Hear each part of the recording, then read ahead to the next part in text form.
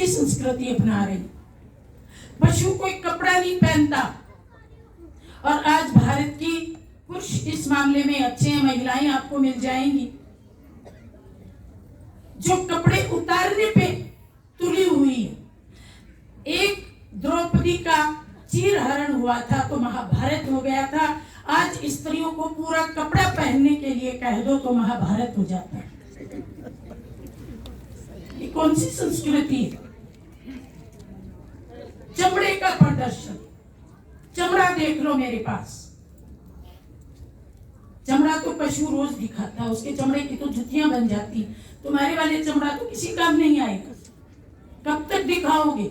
जब तक जवानी है। बुढ़ापे में कोई इसे मोल भी नहीं देगा, फिर डिप्रेशन में जाओगे। आज मुझे कोई देखने वाला नहीं। दिखाने की चीज थी विचार। मेरे मस्तक देखो, मेरे मस्तक का तेज देखो, मेरे ऊंचे विचार देखो, मेरी दृष्टि देखो कितनी पवित्र है, मेरी वाणी देखो कितनी ज्ञानी। दिखाने की चीजें तो ये थी। हम इनसे फिसलते फिसलते कहां पहुंच गए? दिखाने वाले दिखाते हैं और देखने वाले चटकारे ले लेके देखते हैं। जिंदगी शरीरों में उलझ करके रह गई, आत्मा चमड़ी के बीच में कहीं खो गई। न आत्मिक शांति है, न आत्मिक गुण है, न आत्मिक प्रेम है। तो ये सूर्य की रोशनी क्या करेगी? रोशनी तो मूल्यों की चाहिए, गुणों की चाहिए, पवित्रता की चाहिए, भाईचारे की चाहिए। एक गुरु ने पूछा कि भाई सोजरा हो गया, इसकी निशानी क्या है? तो चेला नया नया आया था, उसने कहा देखो जी, सामने से आती हुई भैंस जब दिखने लगे कि भैंस आ रही है तो समझ लो सोजरा हो गया, क्योंकि रात के अंधेरे में तो भैंस दिखती नहीं। तो गुरुजी ने कहा बेटा दार्शनिक उत्तर दो। तो कहा गुरुजी दार्शनिक उत्तर तो आप ही दे सकते। तो गुरुजी ने कहा बेटा, जब सामने से आने वाला व्यक्ति परमात्मा की संतान, आत्मा और मेरा भाई है, ये दिखने लगे, तब आप समझो सोचना होगा। क्या हमें सामने आने वाला व्यक्ति भाई नजर आता है? कोई हमें हिंदू नजर आता है, कोई मुस्लिम, कोई मेल, कोई फीमेल, कोई धनवान, कोई गरीब, कोई बूढ़ा, कोई जवान। हमें आत्मा कहाँ नजर आती? तो अंधकार ही तो है। हमारे भीतर भी अंधकार है, बाहर भी अंधकार है। इसलिए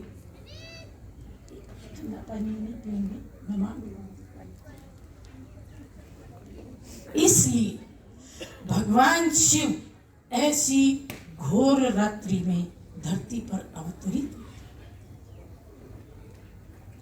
सब क्षेत्रों का विकास हो रहा है। ट्रांसपोर्टेशन में नए नए साधन निकल रहे हैं। युद्ध के क्षेत्र में नए नए युद्धपोत मिसाइल निकल रहे हैं। कपड़ों के क्षेत्र में नए नए डिजाइन के कपड़े निकल रहे हैं। भवन के क्षेत्र में नए नए निर्माण की सुविधाएं और डिजाइन निकल रहे हैं। हर क्षेत्र विकसित हो रहा है। एजुकेशन में नए नए सब्जेक्ट ऐड हो रहे हैं।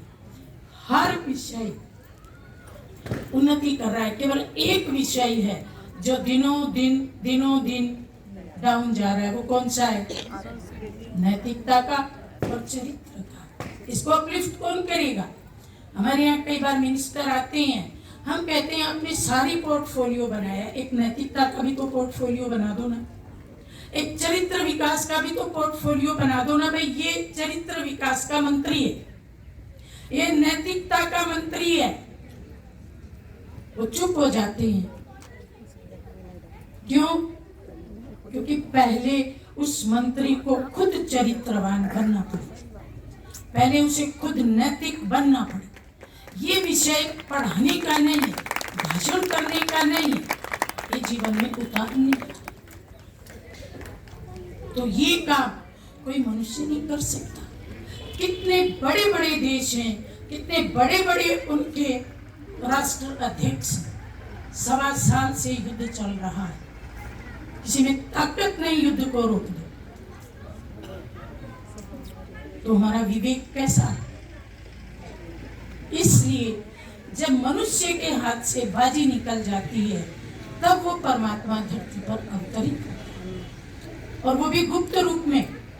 अगर वो दिखाई दे तो लोग उसको भी पकड़ लेंगे, भाई तू कौन है, तू यहाँ क्या करने आया। वो किसी को दिखता ही नहीं। मैं विदेश में गई थी कुछ साल पहले, तो एक डॉक्टर ने मेरे से पूछा, क्या भारत के लोग आत्मा आत्मा की बातें बहुत करते हो, आत्मा दिखती क्यों नहीं?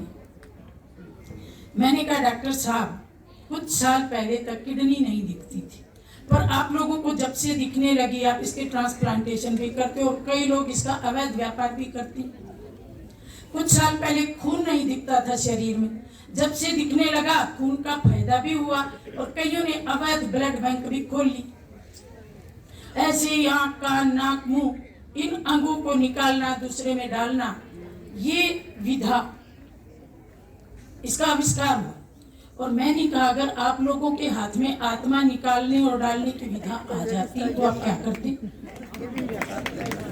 मुझे लगता है गरीब आदमी तो जिंदा ना रहता और अमीर की कभी मृत्यु ना होती। इधर से निकाला, इधर डाला, इधर से निकाला, इधर डाला, आप इसी में लग जाते, एक नई क्राइम ब्रांच खुल जाती और पुलिस के लिए एक नया सिर दर्द और खड़ा हो जाता। इसलिए दो चीजें, आत्मा और परमात्मा, मनुष्य की पहुंच से बाहर दिखती नहीं है, केवल अनुभव की जाती हैं। इसलिए हम कहते हैं रियलाइज। रियलाइज के दो शब्द है, real plus eyes. Real eyes वही है जो रियलाइज करती है। आत्मा भी रियलाइज की जाती है, परमात्मा भी रियलाइज किए जाते हैं। तो वो धरती पे अवतरित हो, और जब वो धरती पे अवतरित हुए तो लगभग 100 साल गुप्त रूप में भारत सहित संपूर्ण दुनिया को पवित्र बनाने का उन्होंने कर्तव्य किया। गुप्त रूप में, पीठ पीछे किसने ये सब खेल रचाया, गुप्त रूप में खेल रचाया, कर्तव्य किया। और उनके 100 साल के कर्तव्य में उनके साथी कुछ मनुष्य भी बने। लोगों ने उन मनुष्यों को तो देखा, लेकिन भगवान को नहीं देख पाए, नहीं पहचान पाए। 100 साल का कर्तव्य करके वो वापस अपने धाम लौट गए, और जिन्होंने उनको मदद की वो आने वाले स्वर्ग में देवता बन गए। जैसे जिन्होंने भारत को आजाद होने में मदद की, तो भारत की आजादी के बाद राष्ट्रपति, प्रधानमंत्री, मिनिस्टर, बड़े बड़े पदों पे वही तो गए। तो जो भारत को स्वर्ग बनाने में मदद करते हैं, जब स्वर्ग बनता है तो बड़े बड़े पदों पे विश्व महाराजा, विश्व महारानी, भगवान उन्हीं को बिठाते हैं। 2 युगों तक, सतयुग त्रेता तक भारत स्वर्ग रहा, देवी देवताओं का राज्य रहा।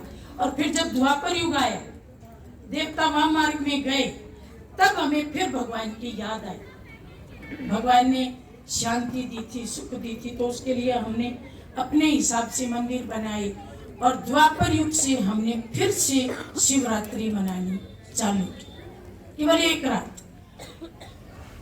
जब असली घटना घटती है तो लंबे काल चलती।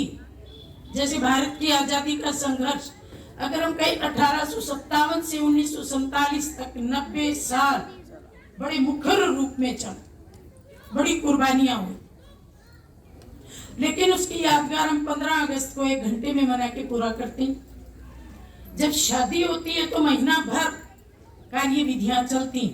आज लगन है कि बान है कि ये है कि वो है, बच्चे का जन्म होता है तो आज नामकरण है, छठी है, 10वां दिन है, कुआं पूजन है, महीना चलता है। लेकिन बच्चे का जन्मदिन तो 1 घंटे में मना लेते हैं, शादी की वर्षगांठ भी 1 घंटे में मना लेते हैं।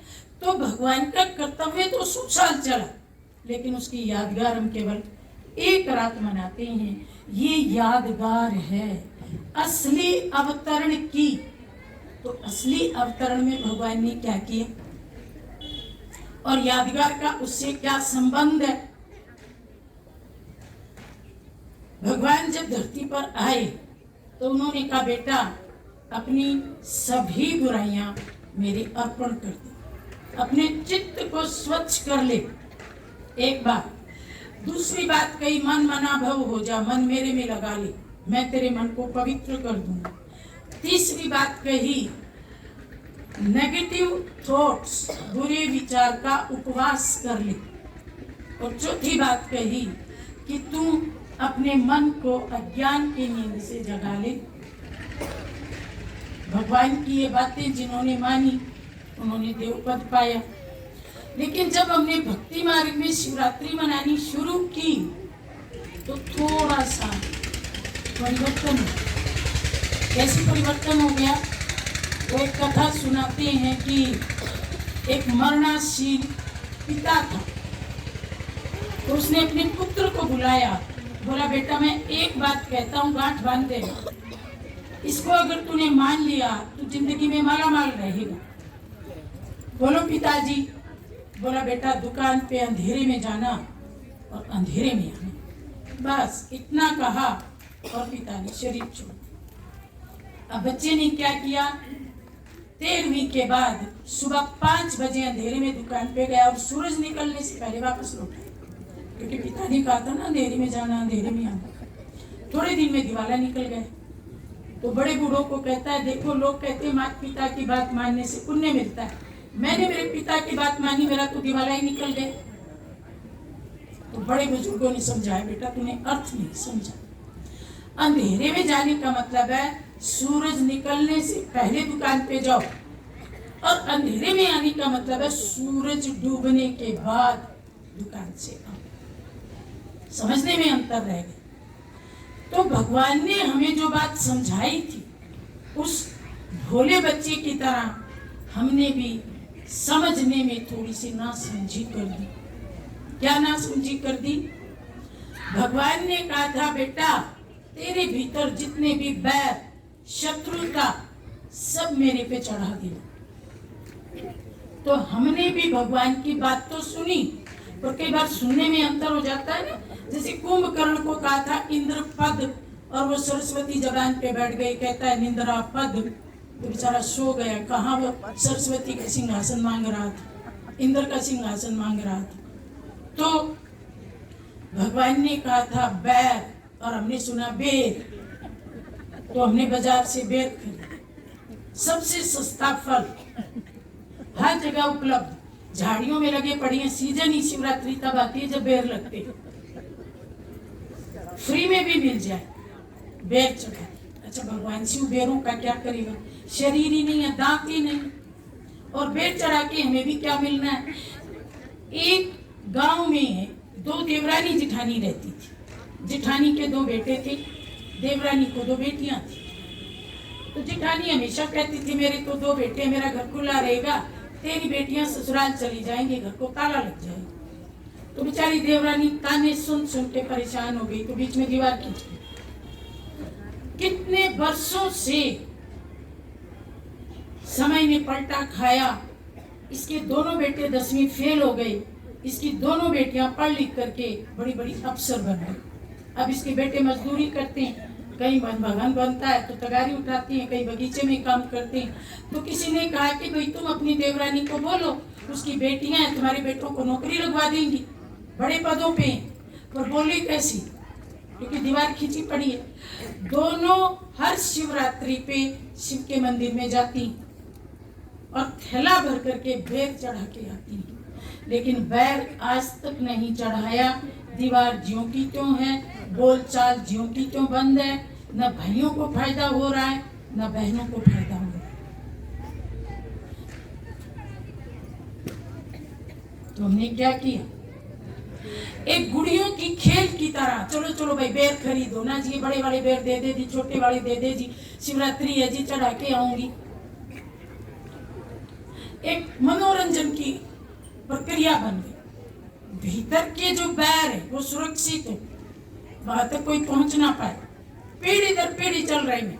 बाप कहता बेटा फलानी के घर में मैं 50 साल से नहीं घुसा, तू मेरे जाने के बाद बैर को बनाए रखना, तू मेरा बेटा है ना, मेरी बात मानेगा ना? कहता हाँ पिताजी मानूंगा। तो वो धन तो दे गया, लेकिन साथ में बैर भी दे गया। पीढ़ी दर पीढ़ी बैर चल रहे हैं। कुछ नए बैर बन रही हैं, कुछ पुरानी चालू। तो फायदा क्या हुआ? कितनी शिवरात्रि आई और गई, लेकिन भारत के लोगों के बैर खत्म नहीं हुए। आप न्यायालयों में जाकर के देखो, बैर का ही तो सारा खेल है न्यायालयों। हम करोड़ों रुपए की, लाखों रुपए की शराब पी जाते, लेकिन अगर खेत में से किसी ने एक गन्ना काट लिया तो हम सीधा न्यायालय पहुंच जाते, इसने चोरी की है मेरी खेत। शराब में पैसा उड़ जाए वो हमें मंजूर है, पर मेरे गन्ने के खेत में से कोई गन्ना ना मिले। तुमने क्या सीखा? भारत में 7 लाख गांव में 7 लाख शिवालय तो हैं ही, लेकिन हर शहर में कई कई शिवालय। तुमने भगवान शिव से क्या सीखा? और विदेशी लोग हम पे हंसते हैं, कहते हैं, भारत के लोग कहते हैं शिव के भंडारे भरपूर, काल कंटक दूर, इनके भंडारे खाली होते जा रहे हैं। चाइना की 1 व्यक्ति 1 ईयर आमदनी 9 लाख है, और भारत की 1 व्यक्ति 1 ईयर औसत की बात कर रही है 1.25 लाख। क्या भगवान हमसे प्रसन्न नहीं होते? क्या उन्हें हम पे दया नहीं आती? क्या उन्होंने झोली भरना छोड़ दिया, काल कंटक दूर करना छोड़ दिया? क्यों गरीब हम भारत के लोग? इतने मंदिरों की छत्र छाया हमारे ऊपर। केवल मंदिर बनाने से कल्याण नहीं होता। जब तक मन को मंदिर जैसा नहीं बनाएंगे, कल्याण नहीं होगा। कितने भी राम मंदिर बन जाएं, कितने भी कृष्ण मंदिर बन जाएं, जब तक राम जैसा चरित्र नहीं बनेगा, कल्याण नहीं। फिर भगवान ने कहा, बेटा जो कड़वी चीज है वो मेरे पे चढ़ा दे। हमने ढूंढा दुनिया में कड़वी से कड़वी चीज ढूंढो, भगवान को कड़वी चीज चाहिए, हमें अक मिला,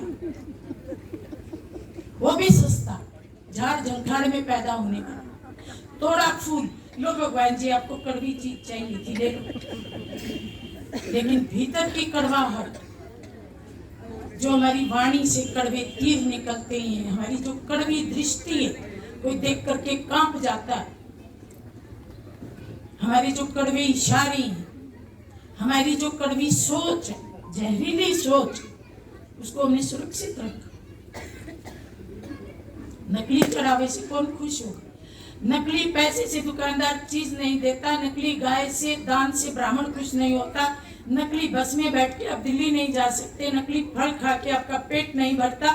और ये जो नकली चढ़ावे चढ़ा रही हैं हम, अक चढ़ा दिया, बेर चढ़ा दिए, धतूरे चढ़ा दिए, इनसे भगवान खुश कैसे हो जाएगा? नकली चढ़ावे के बदले नकली चीज मिलेगी तो हमें असली दौलत नहीं मिली। हाँ, दिखावे की दौलत हमारे पास खूब है, दिखावा खूब है। जब कोरोना हुआ तो वो पुलिस वाला भोजन की गाड़ी भर के आ रहा था, तो एक व्यक्ति था जो लाइन में लग गए, बड़ा अच्छा सूट बूट पहने हुए थे भोजन की लाइन में। तो पुलिस वाले ने कहा, अरे तू खाता पीता आदमी, एक गरीब लोगों के लिए भोजन आया है। तो उसके आंख में आंसू आ गए। पुलिस वाले ने कहा, भाई तेरा पहनावा देख के तो लग रहा है तू बड़ा अमीर है, क्या हुआ? बोला, जी मेरी पेंशन और बेटे की तनख्वाह दोनों के ऊपर लोन लेके हमने 3 मंजिली बिल्डिंग बनाई। और बहू ने क्या किया? कहती है, ये जो गेहूं के बड़े बड़े ड्रम घर में रखे ना, अच्छे नहीं लगते। अरे रोज का गेहूं खरीदो और रोज खाओ, स्टॉक की क्या जरूरत? तो बहू ने ड्रम घर से निकाल दिया। अब आया कोरोना, हमें तनख्वाह तो मिल नहीं रही है, घर बैठे, और घर से अनाज भी चला गया। तो बाबूजी थाली दे दो। दिखावे का धन हमारे पास खूब है। हम शादियों में 1 करोड़ खर्च करते हैं, लेकिन अगर घर में कोई जूस पी ले तो महाभारत खड़ा कर। एक घर को उड़ाएगा, ये जूस पीने जाता है रोज, ये बसाएगा नहीं। और तुम लोगों ने 1 करोड़ दिखावे में, ढोलक में और लाइट में खर्च कर दिए। तो जैसे हमने दिखावे का चढ़ावा चढ़ाया, हमारी जिंदगी भी दिखावे की। एक महिला 5 मंजिली बिल्डिंग में से उतर के नीचे आती है, दिखावे का रूप देखिए। सामने एक बैंगन की रेडी वाला खड़ा, बैंगन ले लो, बैंगन ले लो, आके कहती है, किस बार बैंगन देता? उसके गले में 5 तोले की चेन है, साड़ी 1000 रुपए की है, और बैंगन वाले का पजामा फटा पड़ा है, दोनों पाँव में 2 प्रकार की जुत्ती। तो वो कहता है बीबी जी 30 रुपए किलो। कहती है तू ठग गया, बैंगन कभी 30 रुपए हुए हैं, ना 20 रुपए दे दे। वो बेचारा 1 किलो देता है क्योंकि उसके घर के सामने खड़ा। तो फिर कहती है झुंगा नहीं देगा क्या, ना 1 बैंगन और डाल दे। समझ में नहीं आता अमीर कौन है और गरीब कौन है। जिसका पजामा फटा पड़ा है वो दाता है, और जिसके गले में 5 तोले की चेन है वो हाथ फैलाई खड़ी। ये हमारी अमीरी, हम इतने अमीर हैं। वो सामने खड़ी है ना, उसका ब्याह तो ये दिखावे का चढ़ावा है। सामने क्यों खड़ा है? धतूरा चढ़ा दिया, लो भगवान जी राजी हो जाओ। पूछा ही नहीं भगवान जी अब धतूरे का करते क्या हो, हमें भी तो बता दो। जिसे कोई ना स्वीकार करे उसे आप स्वीकार करते हो। और कुछ लोगों ने तो भगवान का नाम लेकर के और ये कह दिया कि वो तो जी भांग पीता है, चढ़ाओ भी और पियो भी, क्योंकि अपना काम बन रहा था। किसी को मांस खाने की इच्छा हुई, उसने कहा जी काली मैया सपने में आई थी, कहती थी बकरा दे दो नहीं तो सब कुछ ध्वस्त कर दूंगी। तो काली के नाम से बकरा चढ़वा लिया। जिसने कहा उसको रोज मांस मिलने लगा। और किसी ने भांग पीने की, सुल्फा पीने की इच्छा की, उसने कहा जी भगवान शिव तो भांग और सुल्फा मांगते हैं, क्योंकि उसको फ्री की भांग फ्री का सुल्फा मिला, उसका काम बन गया। और हम भारत के लोग अंध श्रद्धालु, क्या करें? सब कामों के लिए फुर्सत है, हमें ये सोचने के लिए फुर्सत नहीं है कि ये क्यों हो रहा है, इसके पीछे क्या मीनिंग है। मंदिर गए, पंडित जी ने कहा मुट्ठी में चावल ले लो पंडित जी ले लो। अब मुट्ठी जोर से बंद कर लो, कर ली। अब बाएं घूम जाओ, घूम गए।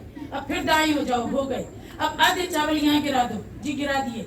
अब जरा मुंह खोलो, खोल लिया। अब आंखें बंद करो, कर ली। अब तिलक लगवा लो, लगवा लिया। और हम कहते हैं जी हमने पूजा कर ली। अरे बाएं क्यों मुड़े थे, पूछा तो होता। मुंह क्यों खोला था, पूछा तो होता। तिलक क्यों लगाया था, पूछा तो होता। चावल ही क्यों पकड़े, गेहूं क्यों नहीं पकड़े, पूछा तो होता। फुर्सत नहीं है बहन जी ये सब करने की। टीवी देखने की फुर्सत है, मोबाइल देखने की फुर्सत है, बाजार में घूमने की फुर्सत है, और दुकानदार से 10 रुपए की चीज खरीदते हैं तो उसे बार्गेनिंग करने की फुर्सत है।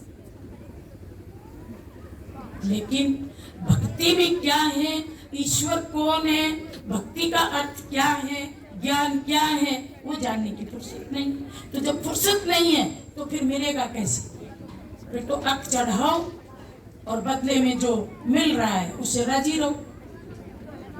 अगर राजी करना है तो असली चढ़ावा चढ़ाओ, कड़वी जबान चढ़ाओ। आज के बाद मैं किसी को कड़वा नहीं बोलूंगा। मेरी जबान गौमुख है, गंदा नाला नहीं है जिसमें से कुछ भी निकल जाए। और हम अधिक से अधिक गंदा घर के लोगों को बोलते हैं, जिनके बीच में हम रह रहे हैं। घर के 6 लोग हैं, 5 लोग हैं, 10 लोग हैं। मैं तो एक बार ट्रेन में थी, तो एक छोटा बच्चा था 2-2.5 साल का, पहले मोबाइल से खेल रहा था। फिर उसकी मम्मी कहती है खाना खा बेटा, खाना खा। उसके हाथ से मोबाइल ले लिया तो बच्चा रोने लगा। जब बच्चा रोया तो बाप ने बच्चे को गोदी में उठा लिया और अपने वाला मोबाइल दे दिया, और बच्चे को मोबाइल दे के कहता है ये मम्मी बड़ी गंदी है। मैं पास में बैठी थी, मैंने कहा गंदी है तो काय को घर में रख रखी, हमें दे दो। और जब बच्चा मतलब बाप बच्चे के साथ ऐसा कुछ करता है तो मम्मी भी कहती है। एक बार तो मैं कलेक्टर के घर गई, छोटी आयु का था, छोटा बच्चा था, वो भी यही हुआ। बाप ने उसको मोबाइल नहीं लेने दिया, बच्चा रो पड़ा, तो मम्मी गोदी में लेके कहती है पापा गंदे।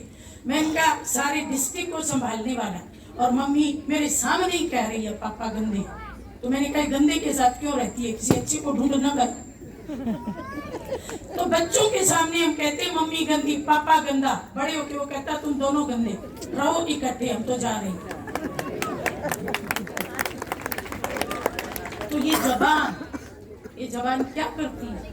घर के व्यक्ति को ही डाउन करती, घर के व्यक्ति का ही अपमान करती, जिनके बीच में हमें सदा रहे। फिर कहती बहन जी हमारे घर में शांति नहीं है, कुछ करो ना उपाय। अरे शांति हमारे उपाय से नहीं होगी, कि जबान को मीठी बनाओ, शांति शांति। थोड़ा ही परिवर्तन करना है।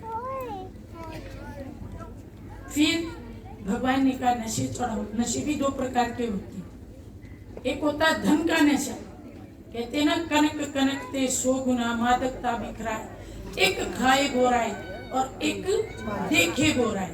कनक धतूरे को कहते हैं और कनक सोने को भी कहते हैं। तो कभी कहता है कि धतूरे को तो खाने के बाद नशा चढ़ता है, सोने को तो देखने से नशा चढ़ जाता है। रूप का नशा में बहुत सुंदर, जगह जगह दर्पण लगे पड़ी हैं, बालों की लटकटी पड़ी है, सारा दिन सिर मारती रहती है जैसे सिर में कहीं तकलीफ है, क्योंकि वो लट नीचे आ जाती है और फिर सिर मारती है, वो ऊपर जाती है। कभी ना कभी गर्दन को लचका लगेगा और डॉक्टर के चक्कर काटती रहेगी, इनको ठीक से बांध। और हमारे जैसे जाते हैं तो एक हाथ से पानी पकड़ाती है और लट संभालती है। हम कहते हैं तूने बाल को हाथ लगाए, पानी पीने लायक रहा ही नहीं। सादगी सबसे बड़ी सुंदरता है। सादा जीवन उच्च विचार, ये हमारी भारत की संस्कृति है। सीता भीलनी सुरपंखा, ये तीनों जंगल में है। सीता सादगी में भी कितनी सुंदर लगती है। सुरपंखा इतने रूप बदलती है लेकिन नाक कटवा लेती है। और भीलनी काली कलुटी है लेकिन ईश्वर के प्रेम के कारण अमर हो गई। आप अपनी बेटी का नाम क्या रखोगे? सीता भीलनी के सुरपंखा? सीता रखोगे। नाम ही सीता रखोगे कि बनोगे भी सीता जैसे? सादा जीवन उच्च विचार। रूप का घमंड, धन का घमंड, पद का घमंड। जब किसी को हम कह देते हैं कि जी ये टीचर है, वो आके कहता है बहन जी आपने टीचर कैसे बोल दिया? मैं लेक्चरर हूँ। लेक्चरर भाई माफ कर दे, गलती हो गई, आगे से लेक्चरर बोल देंगे। कई बार हमारी भी जबान इतना बोलते हैं तो फिसल जाती है, याद नहीं रहता। पद का अभिमान, धन का अभिमान, पुत्र का अभिमान, जमीन का अभिमान और घर के घर में अभिमान। बहू को अभिमान है मैं गोरी चमड़ी वाली हूँ, दहेज में बहुत धन लाई हूँ। बेटे को अभिमान है मैं कंपनी का सीईओ हूँ, मैं बहुत धन कमाता हूँ। माता को अभिमान है मैं 4 बेटों की माँ हूँ। बूढ़े को अभिमान है मैं गांव का नंबरदार। चारों कभी आपस में मिलकर बात नहीं करते, इकट्ठे बैठते ही नहीं। चारों को अकेलापन। ये बीच से अहंकार निकले तो घर में प्रेम बने, क्योंकि जहाँ अहंकार है वहाँ अंधकार है। भगवान ने कहा था ये चढ़ा दो, हमने धतूरा चढ़ाया लेकिन जो असली चढ़ावा था वो नहीं चढ़ा। आज आप देखो मनुष्य को कितना अहंकार। और फिर भगवान ने कहा जो नशे, बीड़ी, सिगरेट, शराब, हुक्का, नस्वार, सूंघनी, पता नहीं कितनी तरह के तंबाकू प्रोडक्ट, ये नशे सब मेरे को चढ़ा दो। राम कुमारी नाम का चढ़ी रहे दिन रात, नशे और संसार के उतर जान कर बात। असली नशा है भगवान की याद का, भगवान के नाम का, भगवान के प्रेम का। बाकी नशे उतर जाते हैं और फिर चाहिए, फिर उतर जाते हैं और फिर चाहिए। देश नशों में बर्बाद हो रहा। पंजाब से एक ट्रेन चलती है, उसका नाम है कैंसर ट्रेन, बठिंडा से चलती है, बीकानेर जाती है। पंजाब के नौजवान किसी जमाने में कहते थे एड़ी मारे तो बतासा तोड़, एड़ी मारे तो जमीन से पानी निकल आए। आज वही पंजाब के नौजवान नशों में डूबे पड़े हैं, मरी चींटी की जान निकालते हैं और फिर कहते हैं हम जी बड़े बहादुर। कहाँ गई जवानी? नशों में गई। पैसा कहाँ गया? नशों में गया। किसी ने कहा जी महंगाई ने मार दिया, महंगाई ने नहीं मारा, नशों ने मारा। एक सिगरेट के डब्बे मुझे नहीं मालूम कितने में आती, अगर 50 रुपए में आती और एक दिन में आप पी जाते हैं तो देख लीजिए महीने का खर्चा 1500 और साल का खर्चा जोड़िए और उसको बैंक में जमा कराइए, 5 साल में वो प्रॉपर्टी दुगनी हो जाती होगी। एक शहर का केवल नशों का खर्चा इकट्ठा कर लो, कई करोड़ हो जाएगा। उस शहर की सारी योजनाएं जो धन के अभाव में अटकी पड़ी हैं पूरी हो जाएगी। गरीबी क्यों है? क्योंकि हमारा पैसा धुएं में उड़ रहा है। जल रहा है, कलेजा भी जल रहा है, रिश्ते भी जल रही हैं, प्यार भी जल रहा है, शांति भी जल रही है, स्वास्थ्य भी जल रहा है। फिर हम बीमार होकर के और फिर हम हॉस्पिटलों के चक्कर लगाते हैं। तो ये नशे चढ़ाना। इस बार क्या विचार है? कुछ नया करेंगे कि पुरानी शिवरात्रि मनाएंगे? जो कहते हैं चली गई शिवरात्रि तो कल, लेकिन आगे आने वाली है। और सच पूछो तो भक्तों के लिए रोज शिवरात्रि है, क्योंकि चढ़ावा भगवान पे कभी भी चढ़ा दो। शिव के मंदिर आपको रोज ही बुलाते हैं कि चढ़ावा चढ़ाओ। कौन कौन चढ़ाएगा ये चढ़ावा? आज खड़े करो जरा, सच्चे दिल से। भगवान शिव देख रहे हैं, इनके फोटो खींचो भाई सबके, फिर इनकी थोड़ी देखना कि कोई भूल तो नहीं गया अपने वायदे को। और जागरण का अर्थ है मन से जागना, सोए हुए मन को ज्ञान से जगाना। और उपवास दो प्रकार के होते, एक भोजन का और एक गलत विचारों। तो हमने क्या किया? गलत विचारों का उपवास भुला दिया।